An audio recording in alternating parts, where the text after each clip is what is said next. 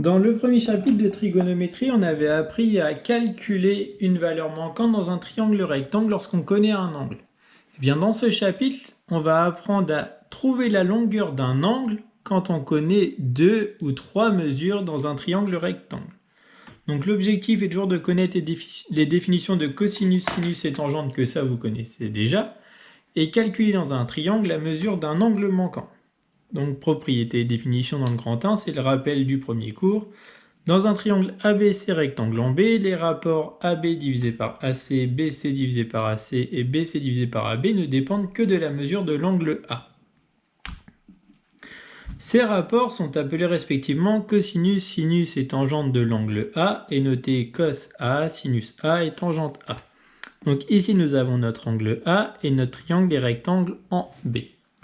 Donc cosinus A, pour rappel, c'est le côté adjacent sur l'hypoténuse. Donc ici, mon côté adjacent va être AB. Et l'hypoténuse de mon triangle, c'est le côté opposé à mon angle droit. Donc nous avons AP divisé par AC. Ensuite, nous avons le sinus. Le sinus, c'est le côté opposé sur l'hypoténuse. Donc le côté opposé, c'est celui qui va être de l'autre côté de notre angle A qui nous intéresse. Donc ici, BC. Donc nous avons BC divisé par l'hypoténuse, AC.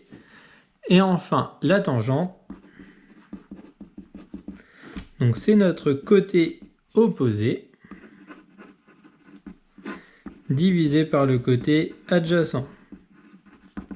Donc le côté opposé est BC et le côté adjacent est BA.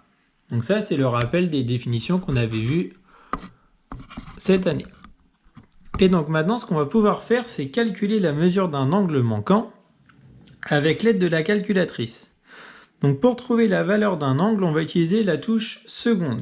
Donc si vous avez cette calculatrice, votre touche seconde, elle se trouve ici. Donc la touche seconde suit de la touche sinus, cosinus ou tangente selon ce qu'on va devoir utiliser.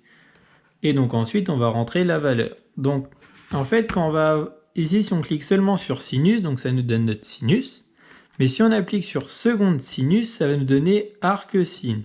Si je le fais avec le cos, c'est le arc cos.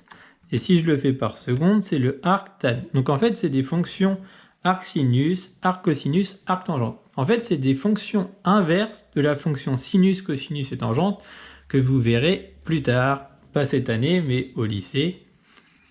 Et c'est ce qui va nous permettre justement de trouver, lorsqu'on a cosinus de quelque chose et qu'on peut calculer nos rapports, par exemple du côté adjacent sur l'hypoténuse. Donc ici, je veux résoudre cosinus A est égal à 0,35. Et bien ce que je vais faire, c'est que je vais rentrer arc cos de 0,35, ce qui me donne 69,51 centièmes, ce qu'on peut arrondir à 70 degrés. Si je le fais avec le arc sinus de 0,54, je trouve environ 32,68 centièmes, ce qu'on peut arrondir à 33. Et enfin pour le dernier, le arc tangente, je trouve une valeur environ égale à 67,85 centièmes, ce qu'on peut arrondir à 68. Donc nous, on va le faire avec un exemple concret. Nous avons ici notre triangle rectangle, ABC rectangle en B. La longueur AC, donc l'hypoténuse, fait 5 et la longueur AB fait 3. Donc on s'intéresse au triangle suivant et nous, on va chercher à calculer la mesure de l'angle ACB. Donc le triangle ABC est rectangle en B.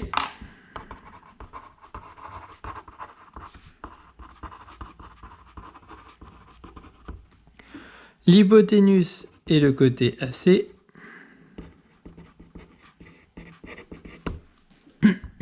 Donc nous, on cherche, comme je l'ai dit, à calculer la mesure de l'angle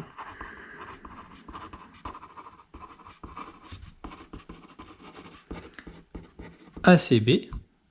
Donc on connaît le côté opposé.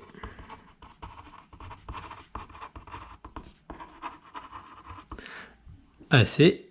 Toujours préciser quand on dit le côté adjacent ou le côté opposé à qui, et l'hypoténuse.